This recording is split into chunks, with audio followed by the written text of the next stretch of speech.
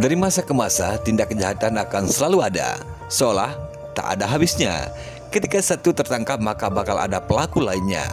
Sungguh tidak menyenangkan, apalagi jika tindakan kriminal yang dilakukan sangat besar, pasti menimbulkan semacam ketakutan tersendiri bagi masyarakat. Seperti di tahun 70-an, masyarakat Indonesia dilanda gundah lantaran seorang penjahat bengis yang bernama Mat Peci. Seperti namanya, kita sudah bisa menebak bagaimana gambaran sosok yang disebut bandit berdarah dingin ini. Ya, ia sering memakai peci. Itulah kenapa julukannya adalah Mat Peci. Keberadaannya dan sepak terjangnya kala itu sangat meresahkan. Namanya pun sampai saat ini masih disebut sebagai salah satu penjahat paling legendaris di Indonesia. Bahkan kisah hidupnya sampai diabadikan dalam sebuah film.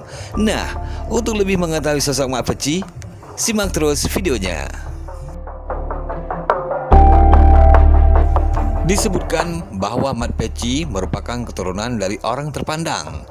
Sejumlah sumber menyebutkan bahwa Mat Peci lahir di Kecamatan Leles, Garut pada tahun 1943. Kemudian ia memiliki kekasih bernama Ewis. Namun, sungguh sayang, orang tua Ewis tidak merestui.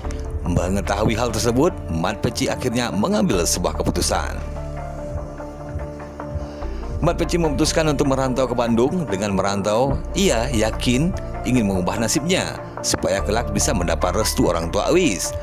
Melihat tekadnya, Mat Peci tampak sungguh-sungguh memperjuangkan cintanya.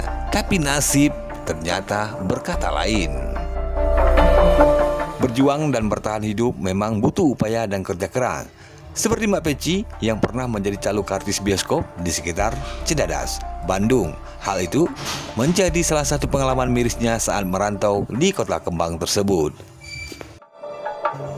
Bosan dengan pekerjaan itu, entah mungkin kepepet atau bosan hidup susah, akhirnya Mat Peci banting setir menjadi penjahat. Awalnya kejahatan yang dilakukan enteng-enteng saja, namun lama-kelamaan ia makin beringas saja. Ia bahkan tak segan membunuh untuk mendapatkan apa yang diinginkannya. Dari sini kemudian ia disebut bandit berdarah dingin. Lantaran begitu sering berbuat jahat, maka Mat Peci pun sering keluar masuk penjara. Selama mendekam di penjara, ia menghabiskan dengan cara mengilmu alias berguru kepada seseorang. Bukan tentang kebaikan atau semacamnya, melainkan ilmu-ilmu hitam, termasuk salah satunya adalah ilmu kebal. Ilmu kebal ini ternyata membuat seorang Mat Peci makin beringas. Ia semakin tak karuan dalam melakukan kejahatannya. Lantaran punya ilmu seperti ini, ia juga jadi susah ditangkap karena khasiat ajian-ajian gaib yang dimilikinya. Tak pelak, namanya pun jadi semakin urban legend yang bikin masyarakat begitu ketakutan.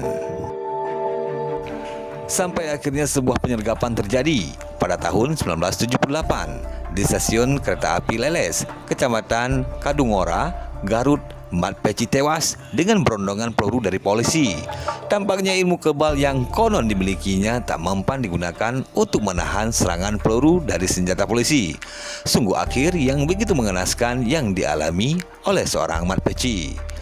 Pada tahun 1978, kisah hidup Mat Peci diangkat ke layar lebar oleh PT Diah Pitaloka Film milik Tuti Suprapto. Film yang disutradarai oleh Willy Yulianto ini dibintangi oleh Rahman Hidayat.